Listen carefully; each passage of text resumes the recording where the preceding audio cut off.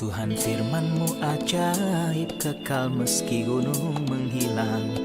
Tiada huruf yang gagal, tak terpatahkan sia-sia.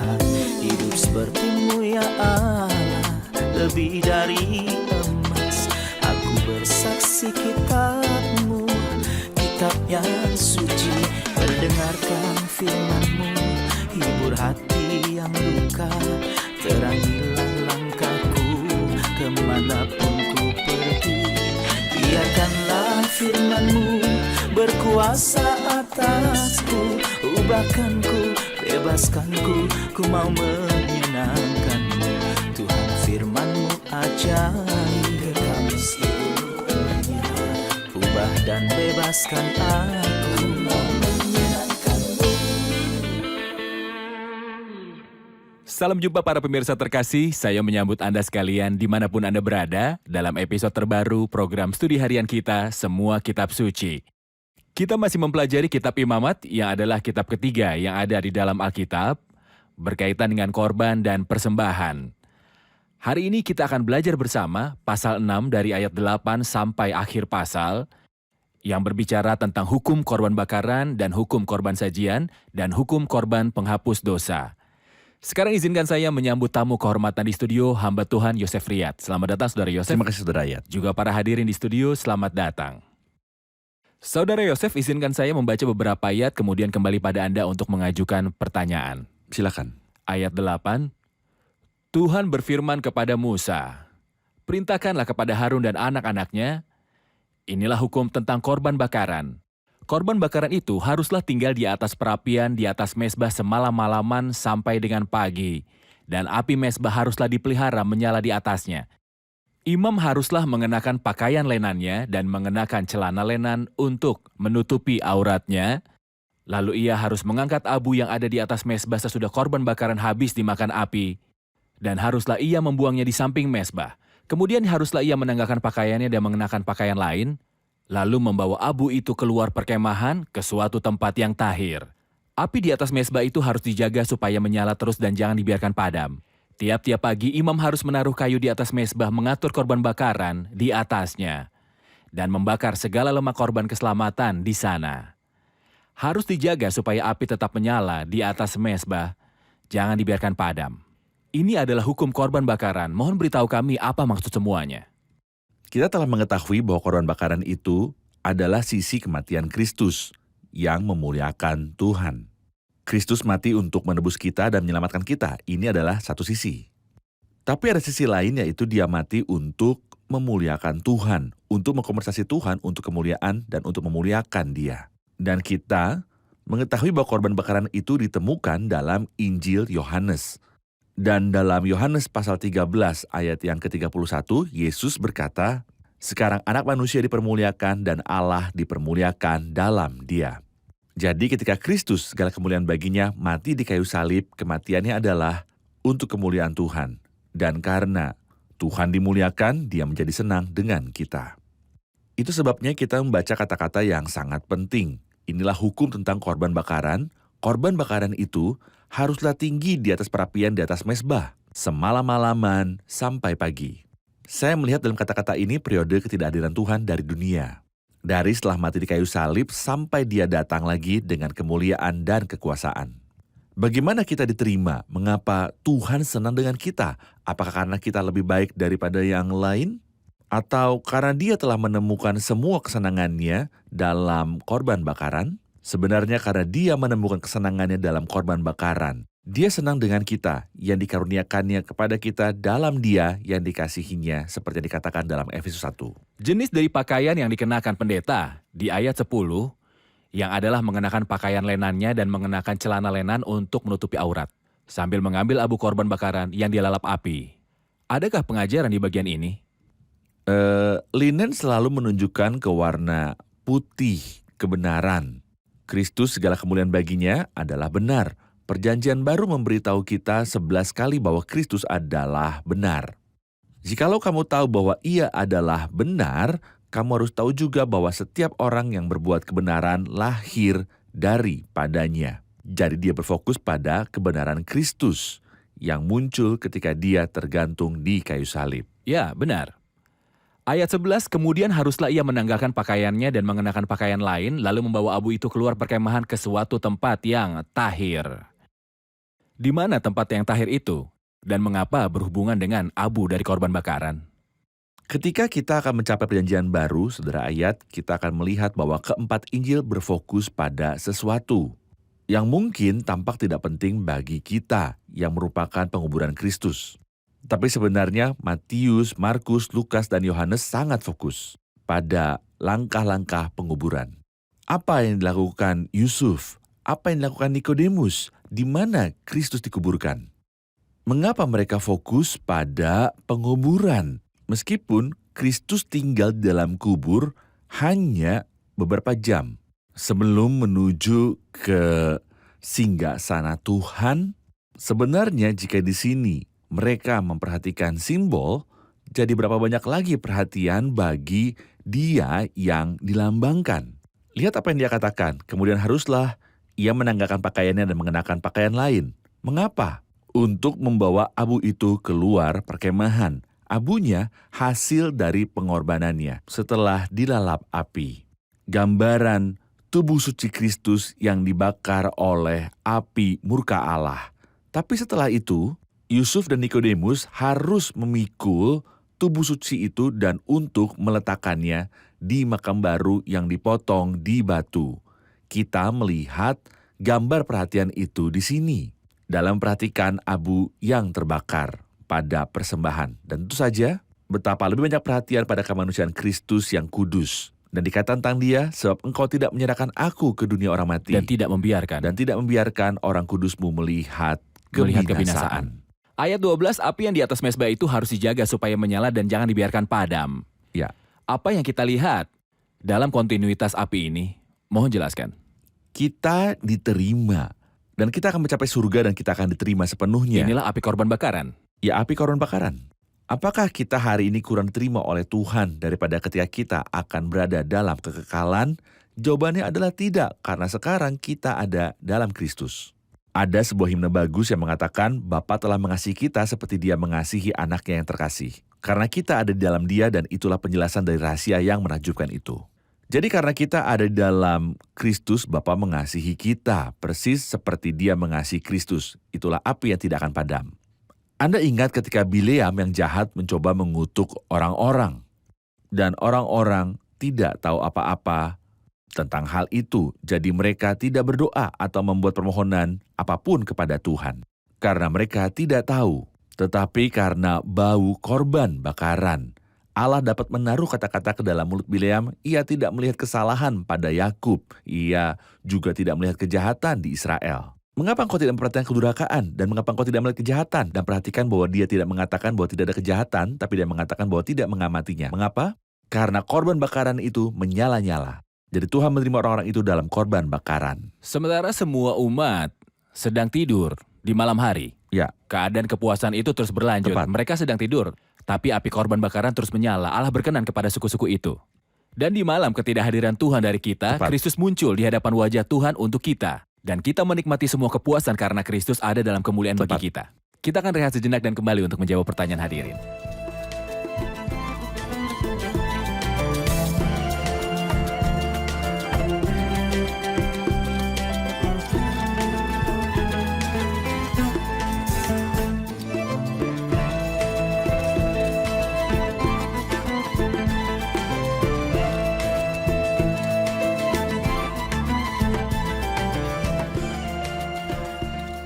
Di ayat 14 dalam pasal 6, inilah hukum tentang korban sajian, anak-anak Harun haruslah membawanya ke hadapan Tuhan depan mezbah. Dikhususkan dari korban sajian itu segenggam tepung yang terbaik dengan minyak, serta seluruh kemenyan yang di atas korban sajian, haruslah semuanya dibakar di atas mezbah sehingga baunya menyenangkan Tuhan. Kita telah berbicara sebelumnya tentang persembahan gandum di pasal 2. Apa perbedaan di antara persembahan sajian di pasal 2 dan di pasal 6? Silakan Saudara Yosef. dalam pasal 2 itu terhubung dengan berbagai jenis persembahan dan juga pengorbanan. Tuhan memanggil Musa dan berfirman kepadanya dari dalam kemah pertemuan. Apabila seseorang di antaramu hendak mempersembahkan persembahan kepada Tuhan, kemudian ia menyebutkan 3 jenis korban bakaran, persembahan biji-bijian yang menceritakan tentang kehidupan Kristus, dan ada 3 jenis persembahan gandum. Dan kemudian pengorbanan persembahan perdamaian, yang merupakan persembahan opsional aroma yang manis. Maka korban penghapus dosa dan korban penghapus salah bukanlah pilihan, bukan ketika Seseorang untuk ingin. mempersembahkannya. Ini aturan wajib ketika seseorang jatuh ke dalam dosa atau kesalahan. Ini makna pasal 1-5. Setelah itu di sini dia berbicara tentang hukum. Di pasal 2 dia berkata apa bentuk persembahan biji-bijian. Dan kita tahu bahwa itu terdiri tepung, minyak, dan kemenyan.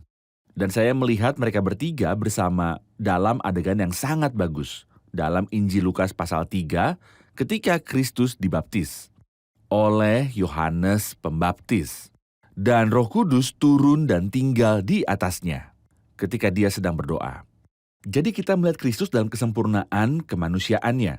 Tepung, Roh Kudus yang tinggal padanya, minyak, sementara dia berdoa, kemenyan, sungguh pemandangan yang menakjubkan. Jadi di sini kita melihat komponen persembahan biji-bijian. Tapi di sini kita lihat bagaimana cara memakannya dan bagaimana itu dibuat. Di mana dimakan, siapa yang memakannya.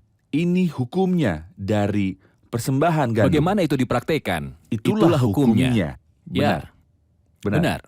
Mohon komentar Anda tentang bagaimana mereka mempraktikkan persembahan gandum. Ya, kita baca di ayat 15 bahwa dia akan mengambil darinya segenggam tepung halusnya. Dia mengisi tangannya dengan tepung, dengan semua kemenyan itu dan harus membakarnya di atas mezbah dan sisanya untuk dimakan oleh Harun dan putra-putranya. Dan di sini dia menyebut putra-putranya, bukan anak-anaknya. Dan dia mengulangnya dalam ayat 18, semua laki-laki di antara anak-anak Harun, dan kata laki-laki memberitahu kita tentang kekuatan spiritual. Apa perbedaan antara putranya dan anak-anaknya? Apa perbedaan antara putranya dan anak-anaknya? Anak laki-laki dan anak perempuan, sedangkan anak laki-lakinya adalah laki-laki saja seperti yang dia jelaskan kepada kita dalam ayat yang Benar. ke-18. Dan anak laki-laki atau laki-laki adalah mereka yang memiliki kekuatan spiritual. Tentu saja di sini yang dimaksud adalah kekuatan fisik. Tetapi aplikasi spiritual bagi kita adalah bahwa tidak semua orang percaya memiliki hal yang sama kekuatan dan tingkat spiritual. Bagi seorang untuk menghargai kehidupan suci Kristus, dia harus memiliki tingkat kerohanian. Terkadang kita mengagumi keajaiban, tapi kita tidak menyadari kelembutan dan kekudusan Kristus. Tapi kita terkesan oleh fakta bahwa dia berjalan di atas laut dan bahwa dia membangkitkan Lazarus. Jadi anak-anak Harun adalah orang-orang yang bisa menghargai kesempurnaan Kristus, tapi dia juga mengatakan ekspresi penting dalam ayat 16 di pelataran. Dari kemah pertemuan mereka akan memakannya. Izinkan saya mengatakan bahwa itu harus dimakan di tempat suci. Jadi orang itu tidak bisa puas dengan Kristus saat dia duduk bersama pencemooh atau orang yang tidak mempertimbangkan hal-hal dengan kekudusan.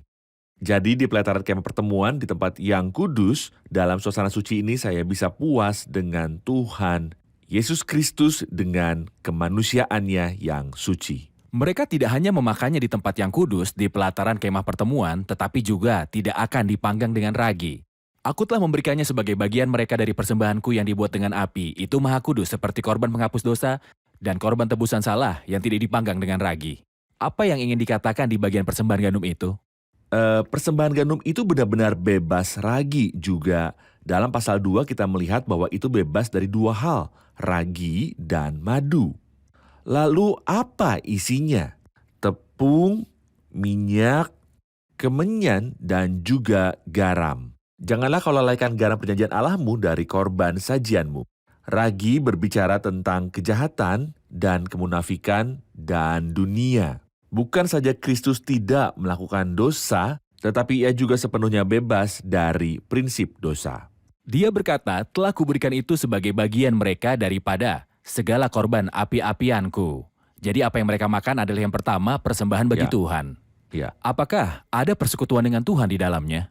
Tentu saja, pertama milik Tuhan. Persembahan berarti apa yang menyenangkan hatinya. Ada ayat di pasal berikutnya, pasal yang ke-7, itu sangat menghiburku. Kita membaca dalam ayat yang ke-30. Dengan tangannya sendirilah harus ia membawa segala korban api-apian Tuhan. Ya. Ungkapan tangannya sendiri akan membawa adalah penghargaan seorang percaya terhadap apa yang dibawanya. Dan bukan hanya itu, tetapi juga penghargaan dari Tuhan atas apa yang dibawa oleh orang percaya. Seolah-olah Tuhan dan saya bertemu di jalur yang sama. Dia senang dengan putranya dan saya senang dengan Kristus. Semua orang yang kena, apa maknanya Saudara Yosef dalam ayat 18? Setiap laki-laki di antara anak Harun haruslah memakannya. Itu suatu ketetapan untuk selamanya bagi kamu turun-temurun. Itulah bagianmu dari segala korban api-apian Tuhan. Ya, Jadi, setiap orang yang kena kepada korban-korban itu menjadi kudus. bukan hanya suci, tetapi setiap orang yang menyentuhnya harus suci. Dan itu menunjukkan kepada kita karakter Kristus dan pengaruh kesalehannya atas orang-orang percaya. Saudara Yosef, ayat-ayat dari 19 hingga 23 masih berbicara tentang hukum persembahan biji-bijian. Ya, Dia berkata, Tuhan berfirman kepada Musa, inilah persembahan Harun dan anak-anaknya yang harus dipersembahkan oleh mereka kepada Tuhan pada hari ia diurapi. 1/10 eva tepung yang terbaik sebagai korban sajian yang tetap, setengahnya pada waktu pagi dan setengahnya pada waktu petang. Haruslah diolah di atas panggangan bersama minyak, setelah teraduk haruslah dipersembahkan sebagai korban sajian setelah dibakar dan berpotong-potong sebagai bau yang menyenangkan Tuhan. Dan imam dari antara anak Harun yang diurapi sebagai penggantinya haruslah mengolahnya dan itulah sebuah ketetapan selamanya. Seluruhnya haruslah dibakar bagi Tuhan. Tiap-tiap korban sajian dari seorang imam haruslah menjadi korban yang dibakar seluruhnya, jangan dimakan. Mohon komentar Anda terkait persembahan pada hari Harun dan anak-anaknya diurapi. kita perhatikan bahwa persembahan ini tidak seperti yang dikatakan sebelumnya. Dia memberitahu kita bahwa itu dicampur dengan minyak. Ia memberitahu kita bahwa minyak dituangkan di atasnya. Di sini ia mengatakan ekspresi yang tidak disebutkan di tempat lain, campuran yang artinya jenuh. Itu membuat kita berpikir tentang Kristus yang dipenuhi dengan Roh Kudus.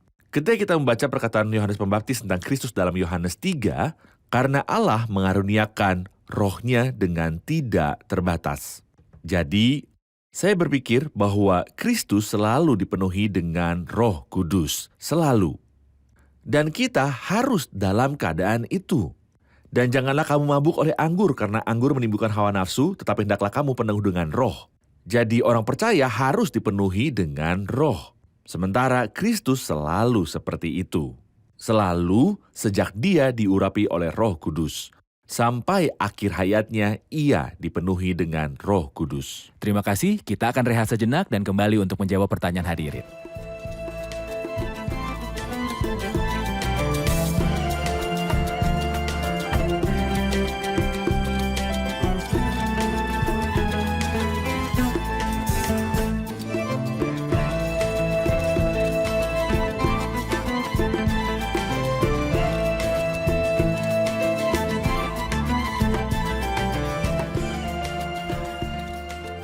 Di ayat 26 kita membaca imam yang mempersembahkan korban penghapus dosa harus memakannya di suatu tempat yang kudus di pelataran kemah pertemuan.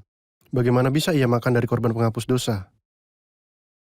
Saudara Yosef, mulai dari ayat 24, dia mulai berbicara tentang hukum korban penghapus dosa.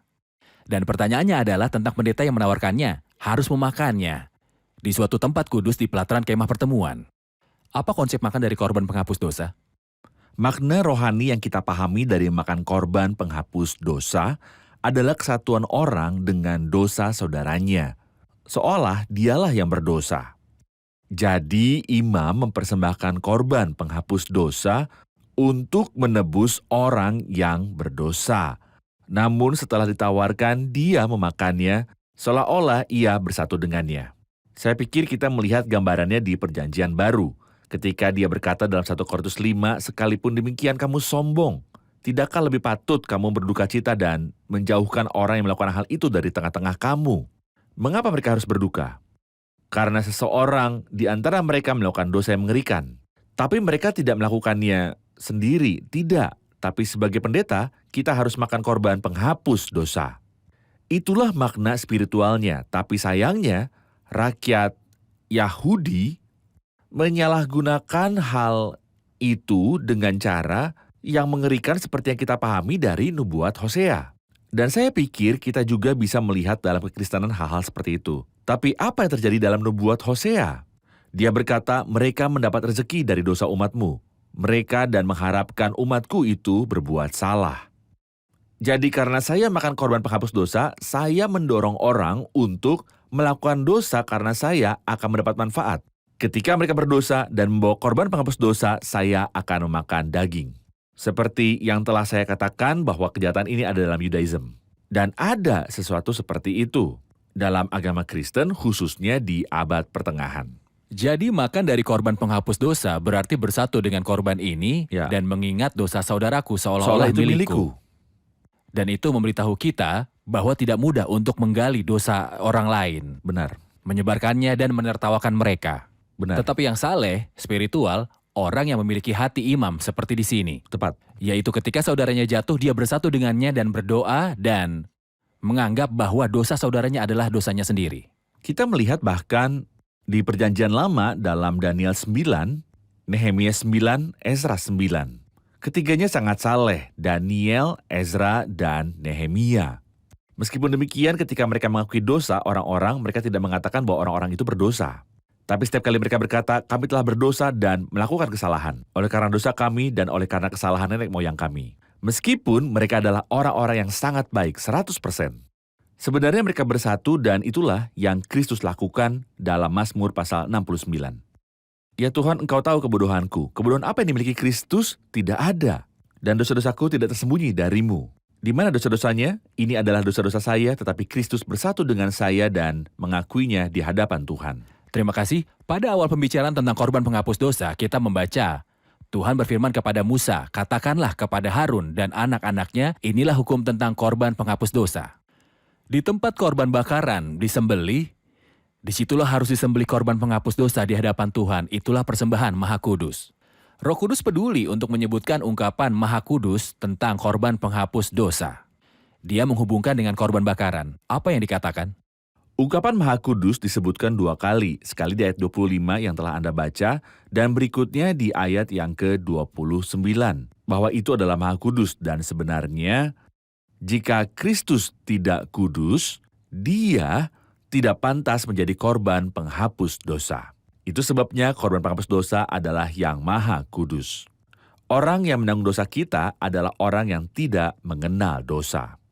Dan seperti yang dikatakan beberapa orang jahat, jika Kristus memiliki hubungan apapun dengan dosa, dia tidak akan cocok untuk menjadi pendamaian bagi dosa-dosa kita. Dan kamu tahu bahwa ia telah menyatakan dirinya supaya ia menghapus segala dosa. Dan di dalam dia tidak ada dosa. Benar.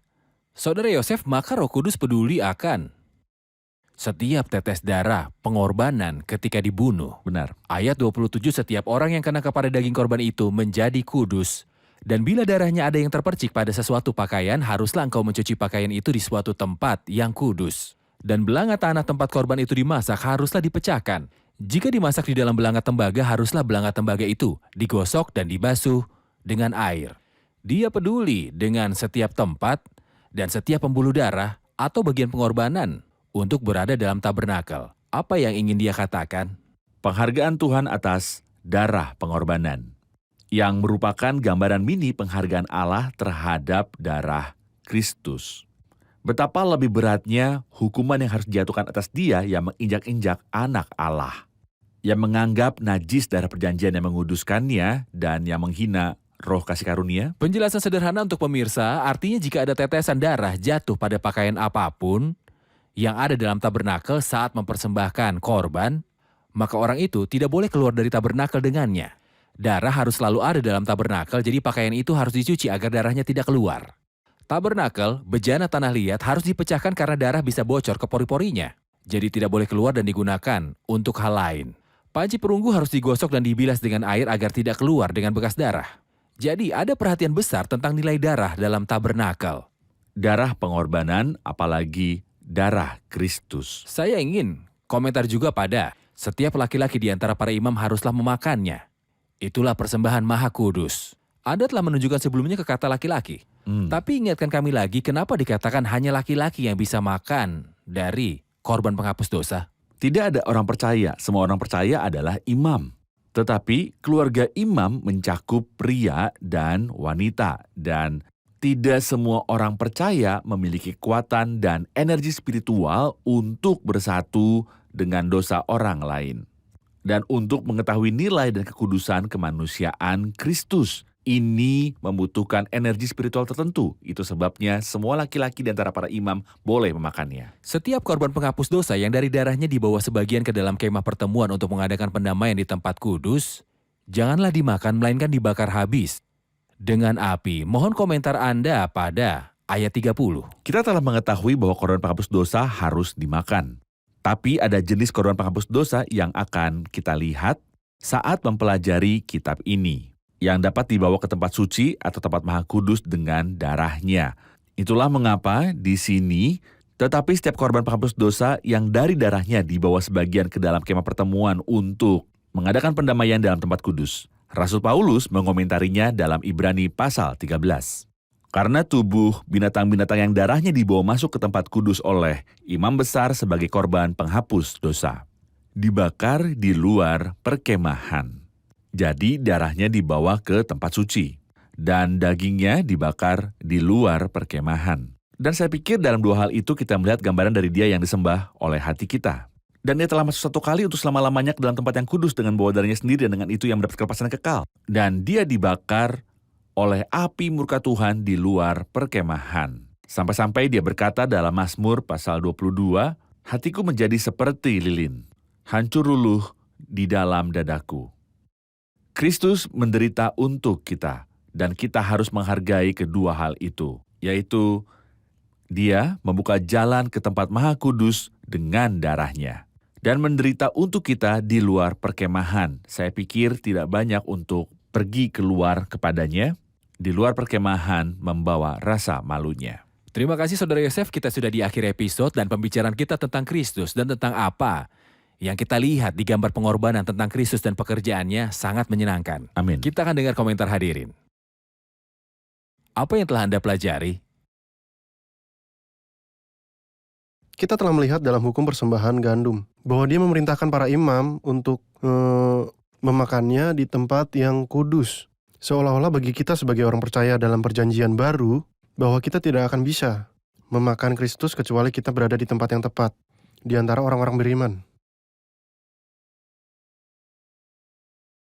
Kita telah melihat bahwa imam membawa abunya keluar dari perkemahan, dan abunya adalah gambaran tubuh Kristus yang dibakar oleh api keadilan dan kemuliaan Tuhan. Dan tempat yang bersih di mana abunya diletakkan merupakan indikasi dari makam Yusuf dari Arimatea, di mana tidak ada yang dimakamkan di sana sebelumnya.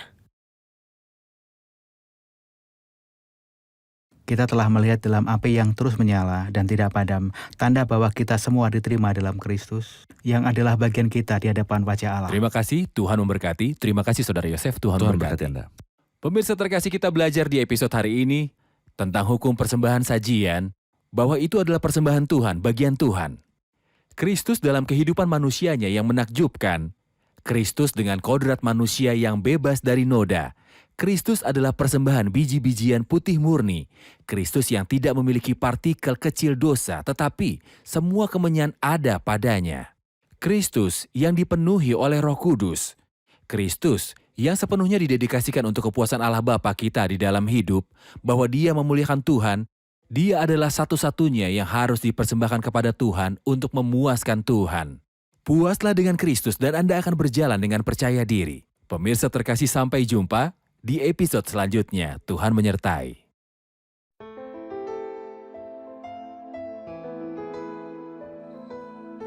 Tuhan firman-Mu ajaib, kekal meski gunung menghilang.